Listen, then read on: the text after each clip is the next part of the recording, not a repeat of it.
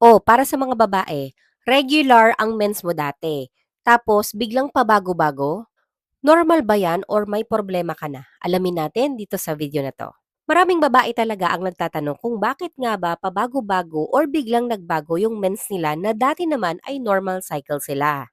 Actually, normal naman talaga na minsan magbago-bago ang menstrual cycle ng isang babae. Hindi lahat ng babae ay eksaktong every 28 days cycle. Basta ang normal cycle po ay nasa pagitan ng 21 days hanggang 35 days. Normal ang menstrual cycle mo.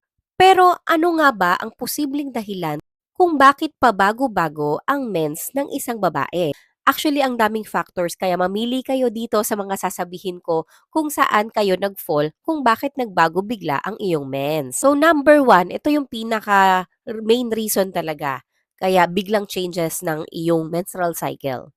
Number one, stress. Kapag stress ka, pwedeng maapektuhan kasi ang hormones mo na kumokontrol sa iyong regla.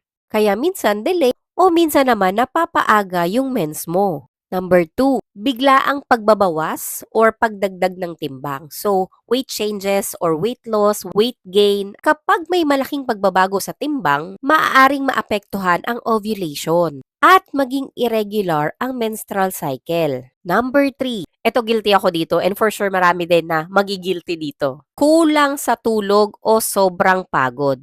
Pag adulting talaga hindi may iwasan yung kulang sa tulog at sobrang pagod. Ang katawan kasi natin ay sensitibo sa pagbabago ng ating routine. Kapag puyat, pagod, maaari din itong maapektuhan ang hormones. And number four, para sa mga babaeng merong polycystic ovarian syndrome or PCOS, isa ito sa karaniwang dahilan kung bakit irregular ang menstruation. Madalas kasama din dito ang acne, weight gain, at sobrang pagtubo ng buhok sa ibang bahagi ng katawan ng isang babae. Kasama yan sa symptoms ng PCOS. Number 5, maaring may thyroid problems. Kaya pwede rin ipa-check up sa OB kung sakaling irregular ang menstrual cycle ng isang babae para mapa-laboratory at malaman if may thyroid problem nga. Kapag may problema kasi sa thyroid gland, maaari din itong magpabago ng menstrual cycle. Number 6, syempre kapag ang babae ay buntis, madedelayed talaga ang menstruation.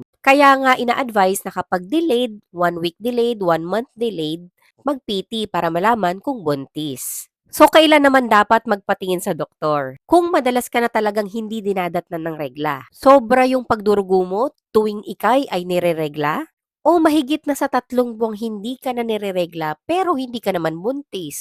Pag ganito po yung mga dahilan, magandang magpa-consult na sa doktor para malaman if merong problem sa iyong katawan na nakakaepekto sa iyong menstrual cycle. Tandaan po na ang irregular menstruation hindi laging simpleng delayed ka lang.